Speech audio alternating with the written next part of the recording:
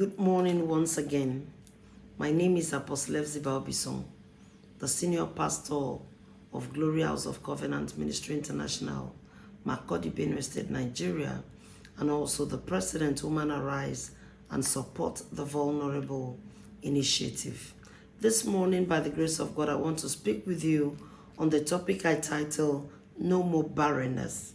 And I urge you to give me a few minutes of your time to pray with you this morning as I read the book of Isaiah chapter 54, verse 1 to 3. I read, Sing, O barren, thou that didst not bear, break forth into singing and cry aloud, thou that didst not travel with child.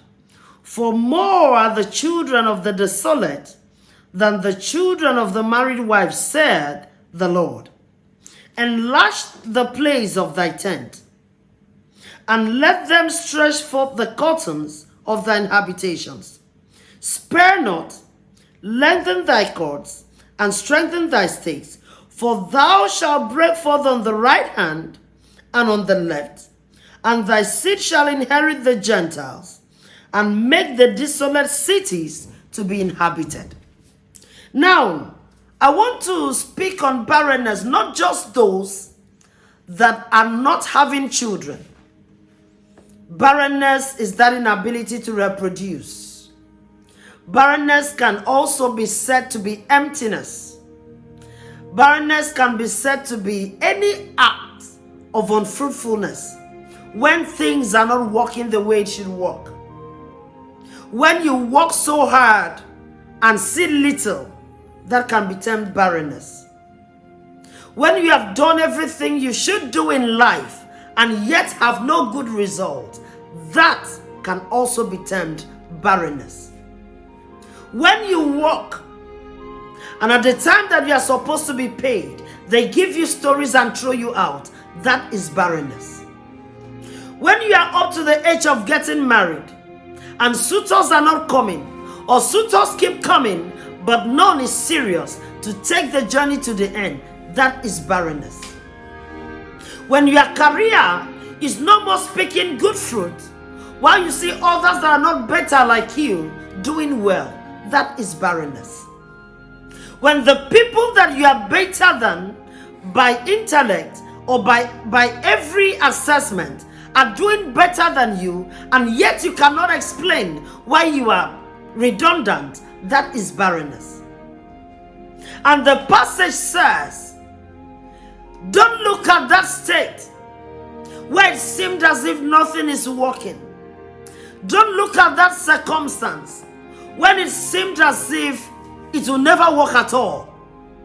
Look at Jesus, the one that can turn your mourning into laughter, the one that can make you break forth on every side. Verse 2 says, enlarge the place of thy tent. It means come out from that understanding of barrenness and begin to enlarge thy tent. Enlarge your place. Stretch yourself forth. Do better than you were doing. Don't be discouraged that it will not work. Don't get out of that race because you feel you have been there for 5 years. It never yielded good fruit. Try it again. Enlarge your coast. Extend your tent. Expand your horizon. Move on a bit further. Think a bit deeper. Pray a bit more better. Do that thing better than you were doing. Try again and see. And the last scripture says, as you begin to enlarge your coast, as you begin to stretch forth your curtains, he said your children, God is going to release them more than that of the wives. He said your habitation shall be filled with children. It means that your testimonies shall be full. Your glory that was hijacked shall be released in its fullness. That testimony, that finances, that glorious destiny that you have been seeing in the dream but never manifested, just bring that faith alive. Bring that hope in your life and stretch forth that hand again. Spread that net again.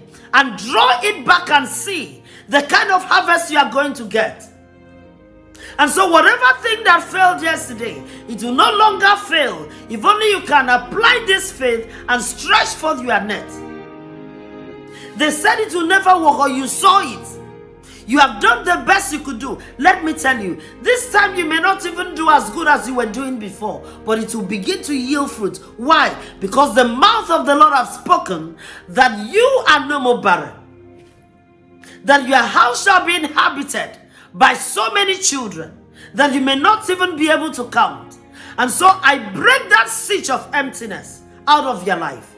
I break that siege of unfruitfulness, that siege of barrenness, that siege of walking and not seeing what you are working for. I declare it broken.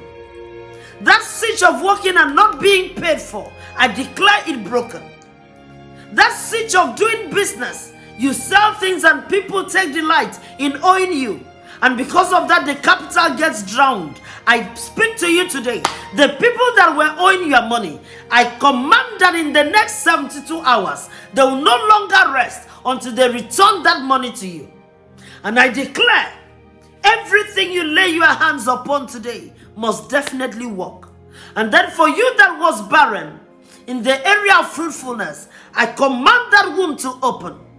I decree and declare that every satanic padlock that they used to padlock that womb from conceiving, or maybe they told you your husband had low sperm count, I break that siege, and I declare today that Mary had not seen any sperm, but she gave birth to Jesus. And so I declare your fruitfulness be released upon you. I declare that this time next year, you are going to see the face of your baby. And the cry of the baby that they said can never be heard in your home shall be heard. And for you, that business is prospering from today.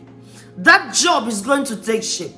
Everything that was empty, I declare fullness. Everything that was not taking shape, I release a good shape. But don't forget, after today, stretch forth your hands again. Lengthen thy cord again. Do that thinking again. Get back to that drawing board and do something again. Don't say I've done enough. Just try it again like Peter did. Peter told Jesus, I have done all I could all through the night, but at thy word, he released the net, and he couldn't even drag the net out because of the great harvest. And so I speak to you today that the harvest you get after listening to this message will be out of this world. The Lord bless you. The Lord honor you. The Lord bless you are going out and you are coming in. That barrenness is broken forever in Jesus' mighty name.